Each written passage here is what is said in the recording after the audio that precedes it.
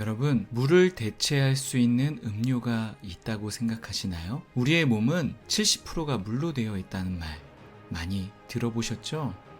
그래서 하루에 2리터 정도 마셔줘야 우리의 몸이 생존을 위한 생리, 그리고 대사 과정에서 체내 수분을 이용하는데요. 적절하게 채워지지 않으면 건강상의 문제가 나타날 수 있습니다. 그래서 더욱 마시는 물을 깨끗하고 좋은 물을 마시려고 노력하는데, 가끔은 물이 실증나거나 더 맛있는 차를 찾아 마시는 경우가 있습니다.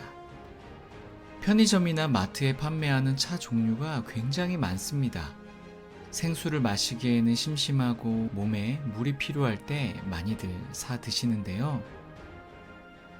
하지만 물이 다 섞여 있다고 물의 기능을 하지 않습니다. 오늘은 물을 대체해 마실 수 있는 차와 물을 대체하지 못하는 차에 대해서 알아보도록 하겠습니다. 물을 대체할 수 있는 차 두 가지를 먼저 소개해 보도록 하겠습니다. 첫째, 우리가 주식으로 이용하는 공유차입니다. 바로 보리차와 현미차인데요. 보리는 예로부터 쌀을 대신하는 주식이었으며, 보리차는 기를 보호하고 비위를 튼튼하게 하는 효과가 있습니다. 어렸을 때는 보리차를 주전자에 끓여 식힌 후에 마셨던 기억이 있습니다. 요즘에는 티백으로 나와 더 간단하게 마실 수 있습니다. 현미는 섬유질과 비타민, 미네랄이 풍부하여 건강에 좋은 차입니다.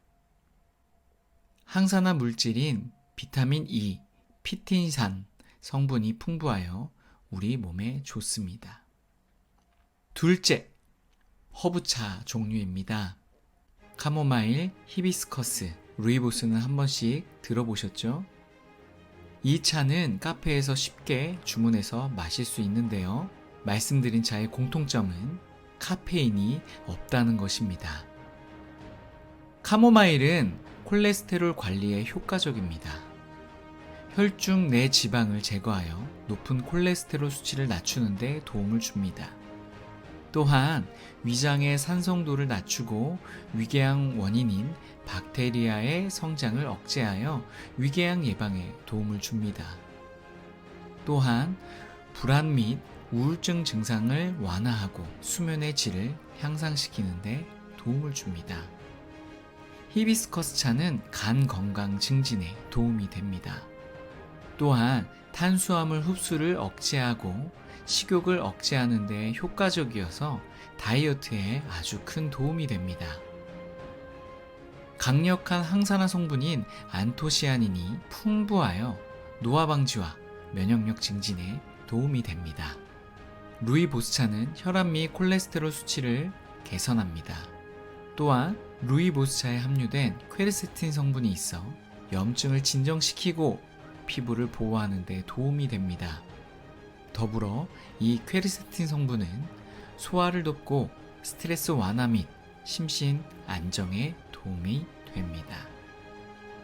지금까지 물을 대체할 수 있는 차에 대해 알아보았는데요. 이제는 반대로 물을 대체할 수 없는 차가 무엇인지 알아보겠습니다.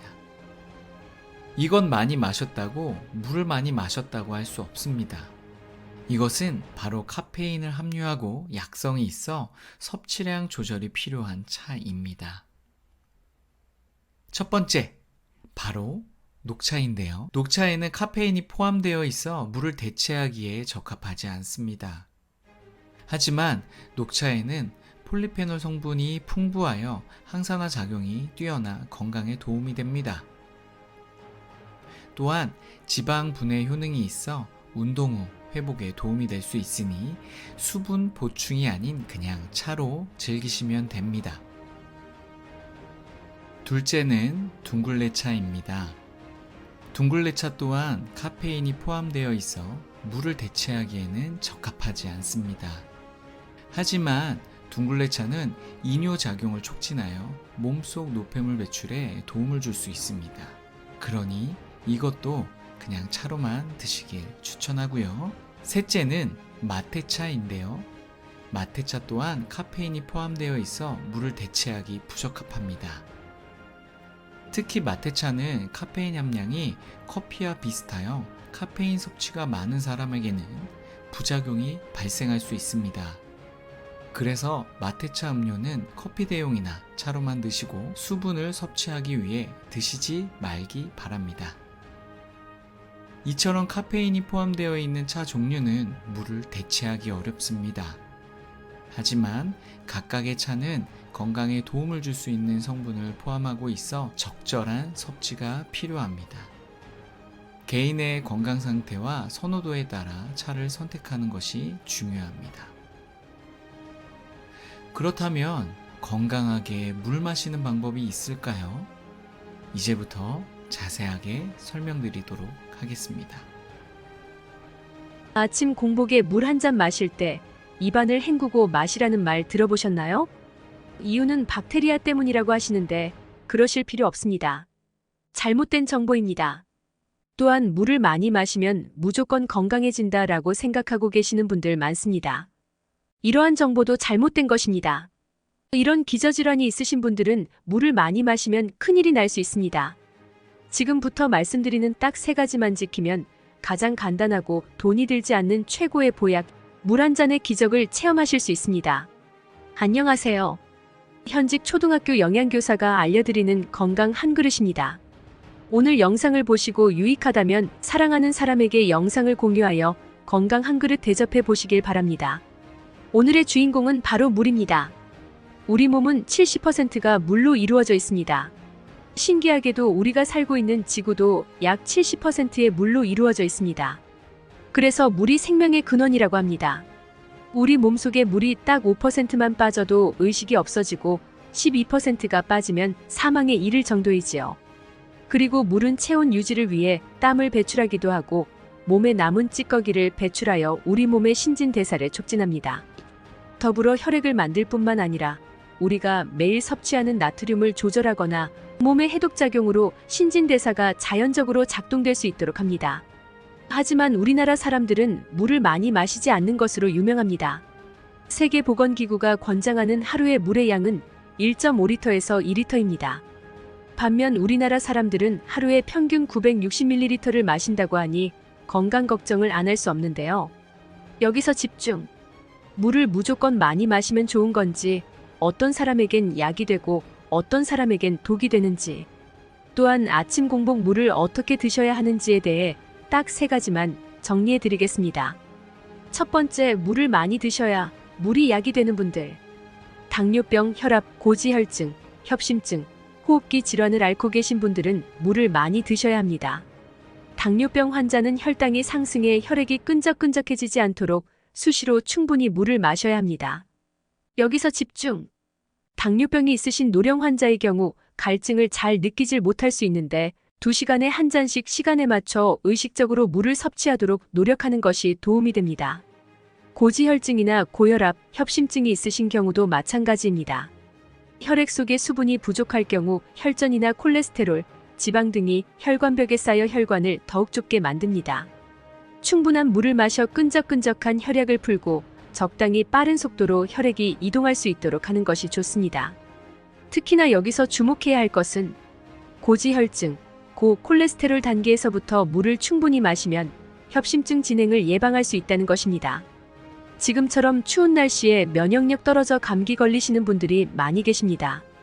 이런 분들은 호흡기 질환에 걸린 경우 물을 충분히 마시면 바이러스를 배출하는데 도움이 됩니다. 한 번에 많이 마시는 것보다 호흡기 점막이 촉촉함을 유지할 수 있도록 미지근한 물을 여러 번 나누어 자주 마시는 것이 더 좋습니다. 또한 염증성 비뇨질환에 걸리신 분들에게도 특효 보약입니다. 방광염, 전립선염, 요로 감염 등 비뇨기관에 염증이 발생한 경우 충분한 수분을 섭취해 소변량을 늘리는 것이 중요합니다. 소변을 통해 염증 물질을 배출시켜야 하기 때문인데요.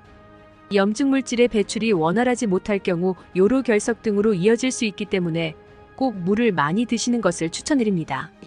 두 번째, 이런 분들은 물을 많이 드시면 안 됩니다. 꼭 1리터 이하로만 드시길 바랍니다. 신부전, 신부전증, 간경화, 갑상선 기능 저하증, 부신 기능 저하증이 있으신 분들은 물을 하루에 1리터 이하로 마셔야 합니다. 제 주변에 신부전으로 갑자기 돌아가신 분들이 계십니다. 이때마다 정말 놀랐고 신부전이 얼마나 무서운지 알게 되었습니다.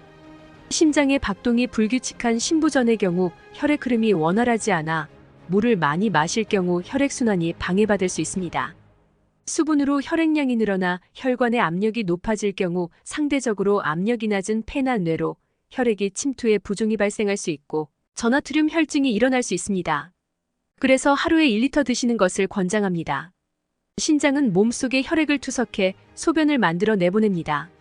이런 신장 기능이 떨어진 신부전증에서 물을 많이 마셔 혈액량이 많아지면 신장에 가해지는 부담이 늘어나 신장 기능이 더 빨리 악화될 수 있습니다. 특히 투석 치료가 필요한 중증신부전 환자의 경우 삼투압을 조절하는 알부민의 부족으로 복수가 찰 수 있어 절개 주의해야 하죠. 간경화이신 분들도 마찬가지입니다. 간 기능이 떨어지면 체내 삼투압을 유지하는 알부민이 간에서 합성되지 못합니다.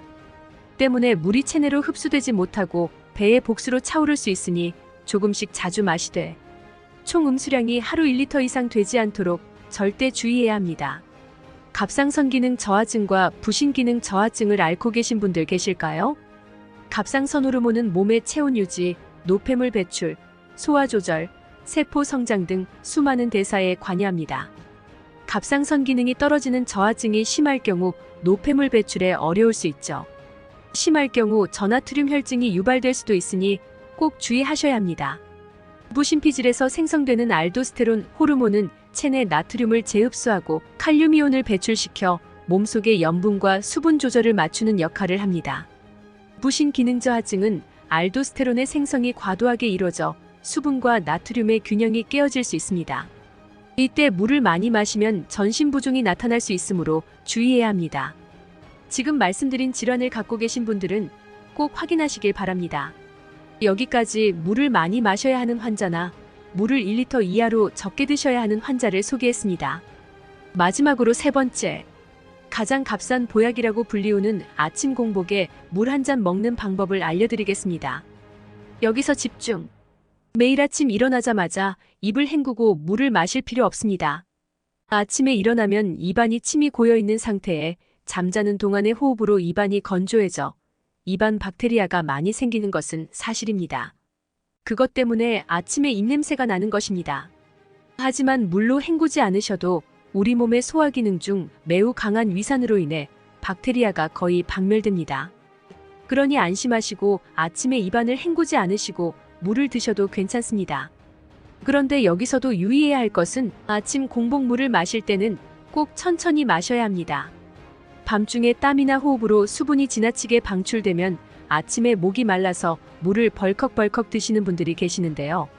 정말 위험할 수 있으니 반드시 천천히 드셔야 해요. 고혈압이 있으면서 뇌동맥류나 뇌출혈의 병력이 있으시다면 물을 빨리 마시면 위험합니다. 뇌나 심장의 혈관에 혈류량이 급격하게 증가하면서 혈관이 파열되거나 터지는 엄청난 문제가 발생할 수 있기 때문이지요.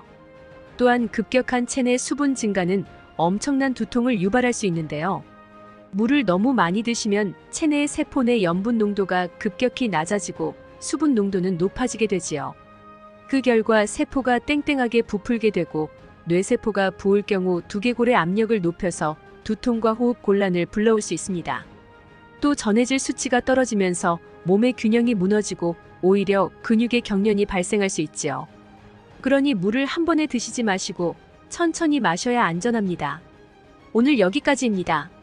물을 많이 마셔 물이 몸에 보약이 될 분들과 독이 될 분들을 말씀드렸습니다. 그리고 아침 공복에 물을 드시는 방법도 말씀드렸는데요. 알려드린 내용 꼭 기억하셔서 건강하고 행복한 인생 만드시길 기원하겠습니다. 오늘 영상을 보시고 유익하셨다면 영상 공유로 사랑하는 사람에게 건강 한 그릇 대접해 보시길 바라겠습니다. 그리고 구독과 좋아요, 알림 설정까지 해놓으시면 최신의 정보를 가장 빠르게 받아보실 수 있습니다. 앞으로도 좋은 영상 만들어 드릴 것을 약속드리며 언제나 건강하고 행복한 삶이 되시길 바라겠습니다. 지금까지 현직 초등학교 영양교사가 알려드리는 건강 한 그릇이었습니다. 감사합니다.